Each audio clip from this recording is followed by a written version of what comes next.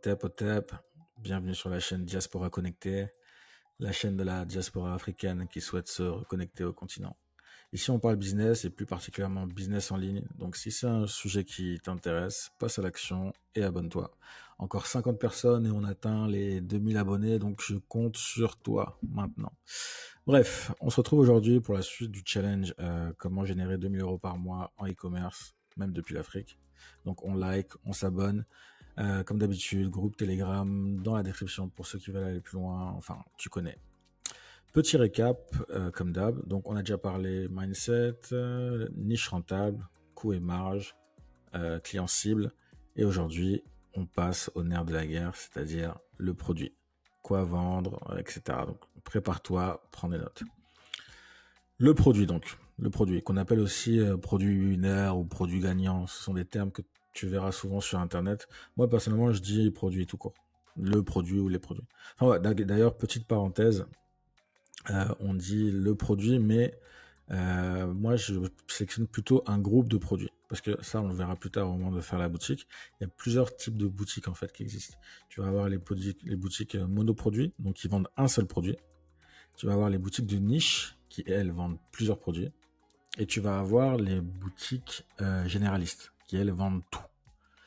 Je ferai une vidéo dédiée sur ça, parce que ça mérite, enfin, c'est un thème qui mérite une vidéo à lui seul. Mais voilà, nous, on va plutôt se tourner vers une boutique hybride entre le monoproduit et le produit de niche. C'est-à-dire qu'il y aura un monoproduit, mais avec juste 2-3 produits qui vont graviter autour. On va pas faire une quinzaine de produits dans la même niche. Enfin, après, voilà, c'est mon style.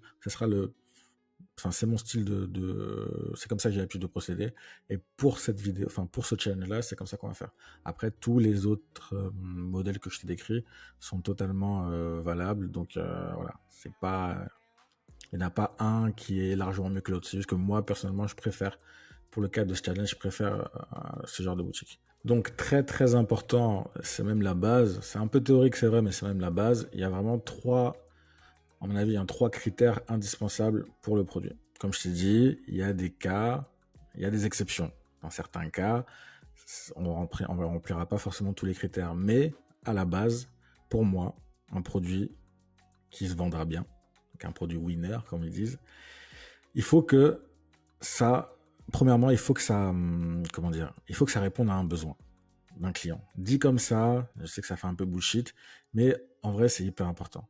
Quand je dis un besoin, c'est soit il faut que ça comble un désir, c'est-à-dire une envie, une pulsion, un truc, soit il faut que ça règle un problème. Ça, c'est vraiment hyper important. De toute façon, on verra tout à l'heure quand on prendra des exemples au hasard. Il faudra absolument se poser cette question. Quel désir ça comble, quel problème ça règle. Ça, c'est vraiment hyper important. Deuxième truc, pour moi, encore une fois, qui est très important, c'est le côté nouveauté, côté insolite. Il faut que ça soit, dans la mesure du possible, un produit jamais vu. Un produit, tu le vois, tu fais ah ouais, d'accord. Ah ouais, mais qu'est-ce que c'est, tu vois? Moi, d'ailleurs, j'ai une petite astuce.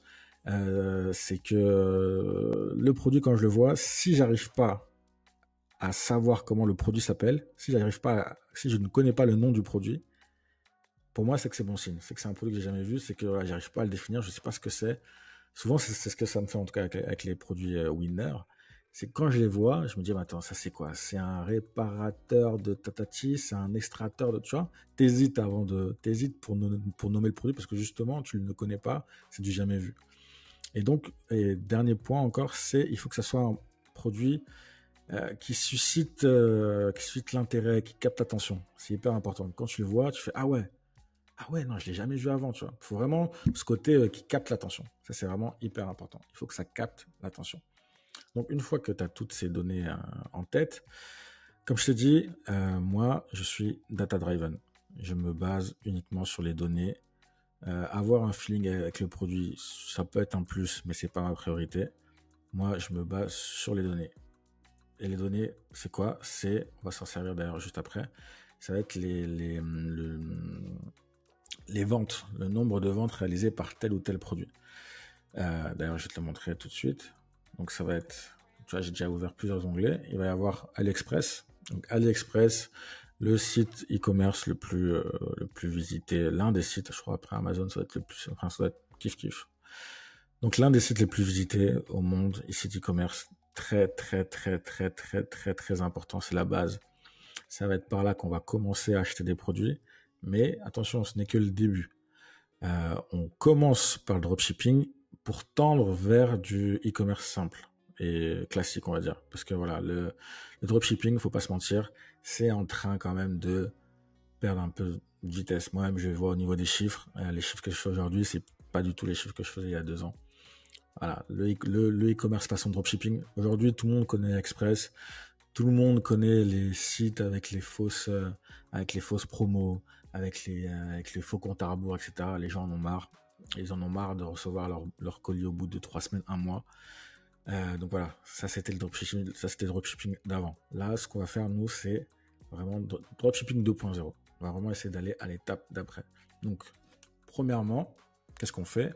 On va se servir d'AliExpress pour juste constater et être sûr que le produit se vend déjà. Comme je t'ai dit, nous, on se base sur la donnée.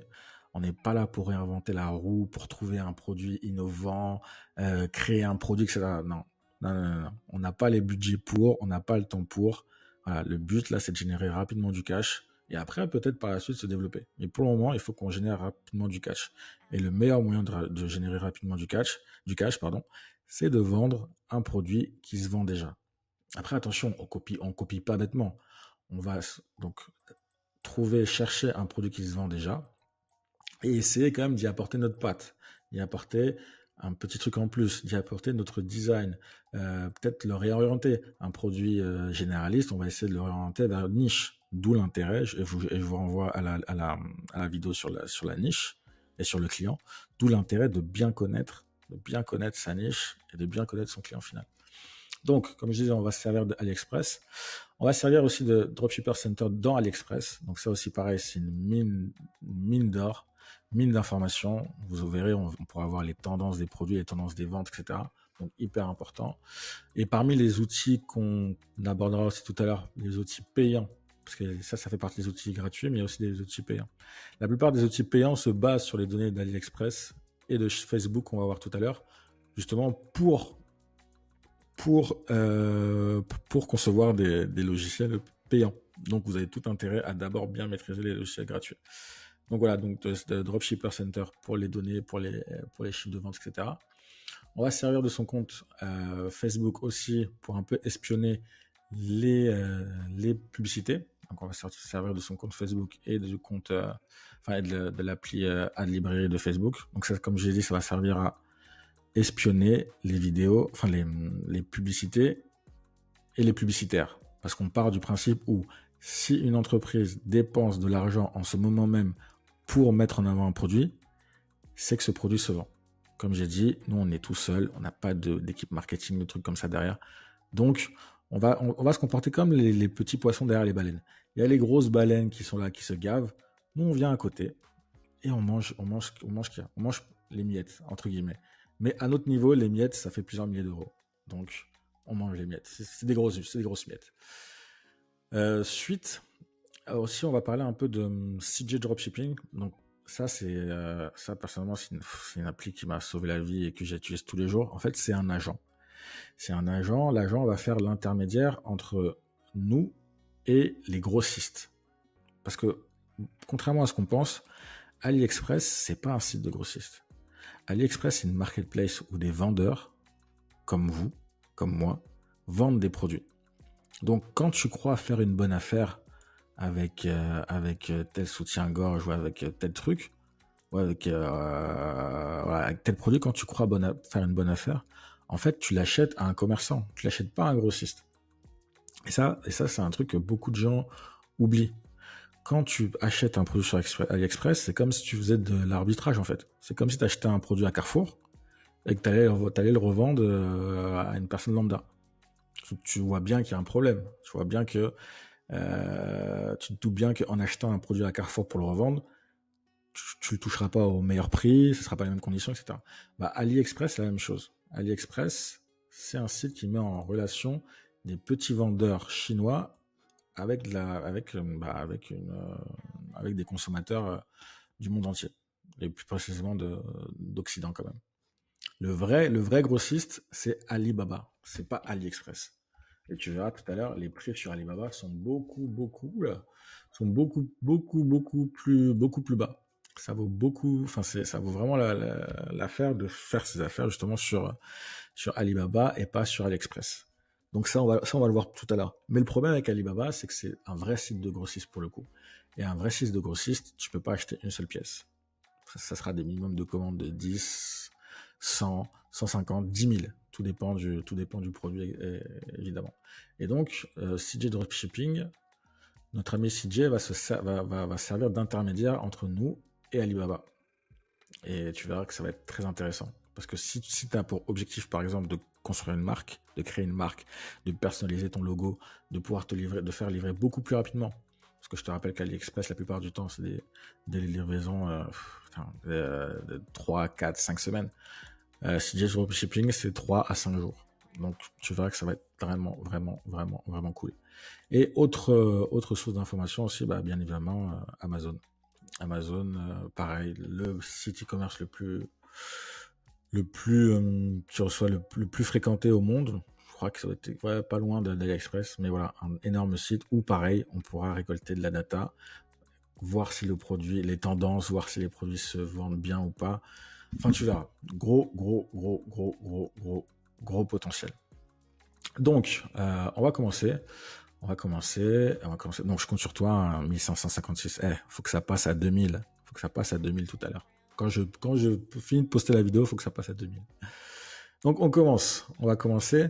Donc, t'as vu, j'ai déjà mis un terme. En fait, c'est parce que dans le groupe, je fais je te fais un petit coucou si tu te reconnais. Donc, qui souhaitait vendre des soutiens-gorge d'allaitement. Je sais plus écrire. Donc, on voit. Là, en fait, je vais essayer de te décrire toutes les étapes que je mets en place pour valider un produit, pour le rechercher un fournisseur, valider l'idée surtout. Donc, là, tu vois, rien que ça déjà, c'est une mine d'informations. Tu commences à taper le mot et qu'est-ce que tu vois?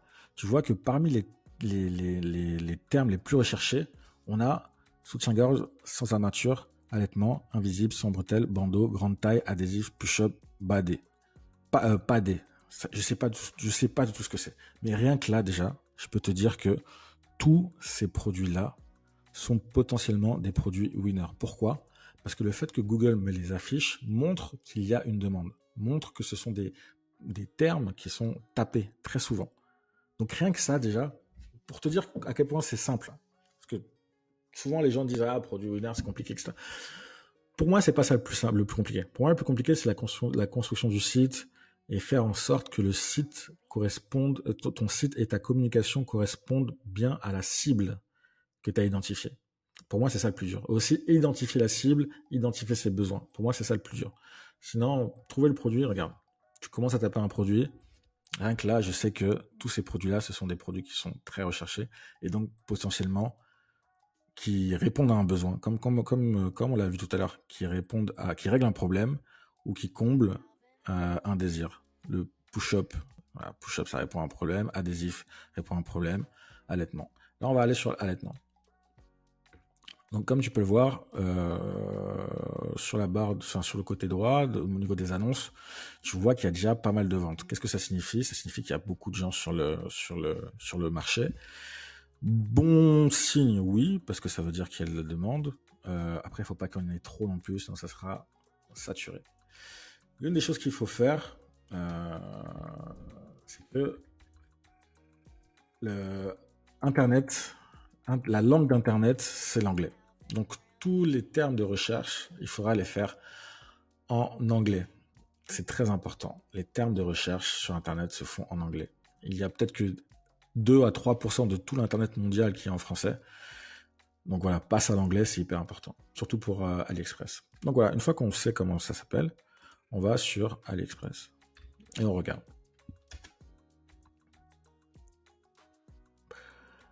Première chose à faire. Enfin, première chose qu'on voit, on voit qu'il y a beaucoup de modèles. Donc, c'est potentiellement un produit qui se vend bien et qui se vend déjà. Qu'est-ce qu'on va faire? On va classer le résultat de recherche par le nombre de commandes. Donc là, on veut qu'il s'affiche les produits des plus commandés au moins commandés. Deuxième petit filtre, on va jouer sur les avis. Parce que nous, comme je t'ai dit, vu qu'on ne teste pas la marchandise, on veut les produits les plus quali possibles. Donc en dessous de 4,7, même si 4,7 c'est une bonne note, mais en dessous de 4,7, moi personnellement je prends pas. J'évite. Éviter les problèmes. Donc là on voit, par exemple, donc d'après les critères qu'on a pris, donc classé par nombre de commandes et les notes supérieures à 4,5, on voit ces deux premières lignes. Moi, en général, c'est sur ces deux premières lignes que je trouve mes produits. Donc, on va prendre le premier. Bonne chose, on voit qu'il y a différentes couleurs, différentes tailles. En temps normal, j'évite les produits avec les tailles. Pourquoi? Parce que les gens ne se souviennent jamais de leur taille, ne connaissent jamais leur taille. Du coup, il y a beaucoup de retours. Mais pour l'exemple, on va rester sur les tailles. On va aussi regarder vite fait au niveau des frais de livraison et des délais de livraison. Voir un peu ce que ça donne. Donc là, tu vois, il y a plus d'un mois. Là, il y a environ 3 semaines, 25 jours.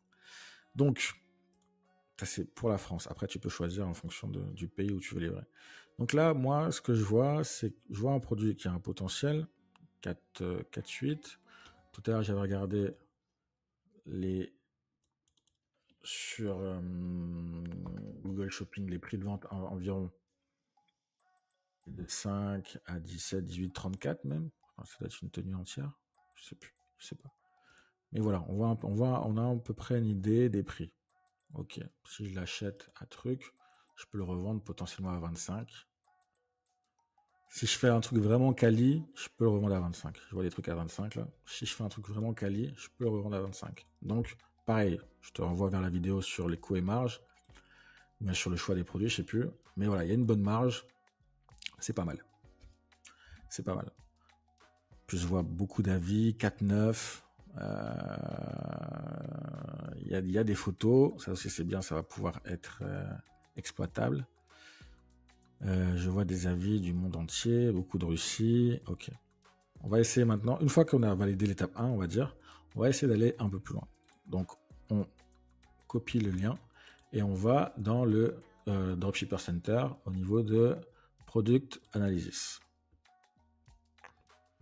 Product URL, on met l'URL, analyse. Et là, tu vois, ce qu'on a, c'est qu'on a le nom du store, donc le nom du magasin qui vend ces produits-là. On a sa logistique. Donc là, on voit que c'est correct. Et surtout, très important et très utile, on a une estimation de ses ventes. Donc là, tu vois qu'il y avait un gros pic, le 28 août. Donc il y a environ, 28 août, c'était une dizaine de semaines, 2 semaines. Gros pic à plus de 100 ventes. Et là, on voit que ça tourne. Ça tourne à une vingtaine, une trentaine. Honnêtement, c'est pas ouf. C'est pas ouf, mais c'est correct. Ça nous donne déjà une première indication. Maintenant, ce qu'on va faire, on va aller voir le deuxième. On va aller voir lui, le deuxième. Pareil, on copie le lien. On l'analyse.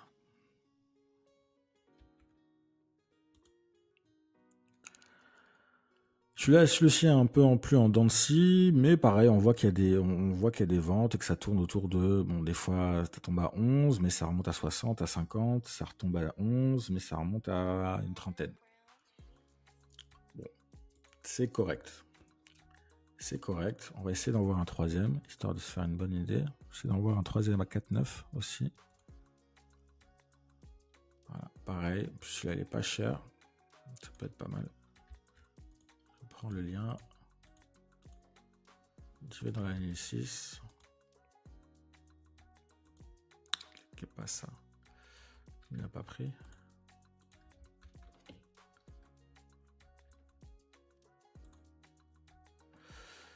Ah, 60. celui-là, ça remonte un peu plus. Donc, moi, là, quand je vois ça, je me dis, bon, cool.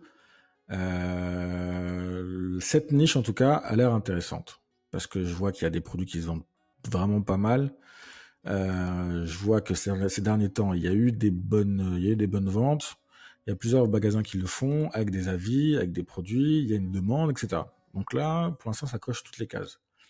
Maintenant, ce que je vais faire, c'est que je vais prendre un de ces 3 liens et je vais l'envoyer à CJ Dropshipping. Là, pour l'instant, bon, je ne suis pas connecté à mon compte, mais il suffit juste que je copie ces liens, que je me connecte à CJ Dropshipping et que je lui envoie ce lien en lui disant, voilà, ce produit-là m'intéresse, à combien tu peux me le faire? Donc lui, qu'est-ce qu'il va faire de CJ Dropshipping? Il va aller voir ce magasin. Il va aller voir le fournisseur de ce magasin. Et il va lui demander, voilà, moi j'ai un client en France qui a besoin du produit, combien tu peux me le faire? Évidemment, non, d'ailleurs, c'est pas toujours le cas. Mais quelquefois, CJ Dropshipping met du temps à trouver le produit. Et du coup, faut qu'il bosse, faut qu'il emploie des gens, etc. Et du coup, le produit est un peu plus cher. Un peu plus cher que sur AliExpress. Mais ça, c'est rien. Parce que le gros avantage, c'est quoi? Le gros avantage, c'est qu'une fois que lui, il trouve un fournisseur, bah, il va l'incorporer à son site. Et du coup, tu n'auras plus besoin... Enfin, les premières commandes, tu devras passer par AliExpress, mais ensuite, tu n'auras plus besoin de passer par AliExpress. Tu pourras passer directement par CJ Dropshipping, qui, lui, va se charger de te faire un petit stock, de t'emballer le produit dans un packaging, dans une boîte ou dans un sac avec ton logo. Il va le stocker dans son entrepôt et il va pouvoir l'expédier beaucoup plus rapidement qu'AliExpress. AliExpress, tu regardes, on est sur des délais de livraison au 17 novembre. Ça, c'est énorme. Alors que chez Dropshipping, tu seras en moyenne à entre 10 et 14 jours maximum. Donc tu vois que niveau rapidité de livraison, c'est vraiment top. Donc ça, c'est l'étape 2. Donc si tu récapitules bien, étape 1, on valide sur AliExpress et sur Google Shopping. Et aussi, on peut faire un petit tour aussi sur Amazon. Hein. Si on veut se conforter, on peut faire un petit tour sur Amazon. Donc c'était quoi? Nursing. Pareil, tu vois, comme Google en fait. Tu commences à taper le mot et tu vois déjà les termes de recherche. Et là, tu sais que, par exemple, si ton client cible, c'est les femmes enceintes, tu sais déjà que tu peux leur vendre des pads en plus. Tu sais que tu peux leur vendre des oreillers en plus, des couvertures, des robes. Tu vois ce que je veux dire? Là, pour l'instant, on se concentre sur les bras.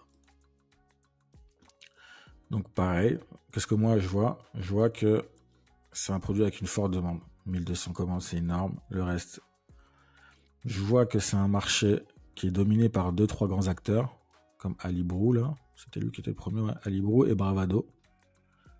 Le reste, c'est un peu à la galère. Quoi qu'il y en a, hein. Donc c'est possible. Je vois au niveau des prix, constitue pour les plus quali une 50aine d'euros. Donc, je sais pas si tu te rends compte. Tu te rends compte que un produit qui peut potentiellement, attention, parce que je rentre pas dans les détails, ça, on verra ça après, mais un produit qui peut potentiellement être acheté 5, 8, les plus chers sont à 9 $. 9 $ peut être potentiellement revendu 47. Après, encore une fois, comme je dis, il faut regarder dans les détails. Mais là, je vois que déjà, niveau marge, on est bien, tu vois. Surtout que là, tu vois, là, en plus, c'est un Prime, donc c'est-à-dire que c'est un fournisseur qui stocke ses produits chez Amazon. Et voilà, il le vend 50, et ce produit-là, il ne le paye pas plus de 10. C'est sûr. C'est sûr. Donc là, tu vois, c'est presque du x4. Donc, marché intéressant. On peut aller voir, hein, vite fait. Ce qui est intéressant aussi, c'est d'aller voir sur les produits, pour voir un peu ce qui se dit, les questions qui se posent et tout, ça peut toujours donner des indications. Est-ce que la taille est bonne? Tu vois, qu'est-ce que je te disais? C'est pour ça que, bon, comme je dis, c'est un bon produit, mais encore une fois, les produits avec les tailles, il faut faire attention. Là, tu regardes sur les quelques questions qu'il y a. Est-ce que c'est la bonne taille? Bonjour, ma taille est engage avec la grossesse. Bonjour, je fais du 90. Quelle taille me faudrait-il? Bonjour, j'ai passé commande hier, j'ai pas fait attention aux tailles. Tu vois? Le problème avec les produits qui ont des tailles, c'est que tu es sûr et certain d'avoir des retours. Donc ça peut être un... Vu comme ça, on peut se dire, ah non, c'est une galère, je vais pas me lancer dedans. Mais, si tu trouves le moyen, je sais pas comment tu peux faire, ça c'est à toi, c'est ton travail d'entrepreneur de le faire.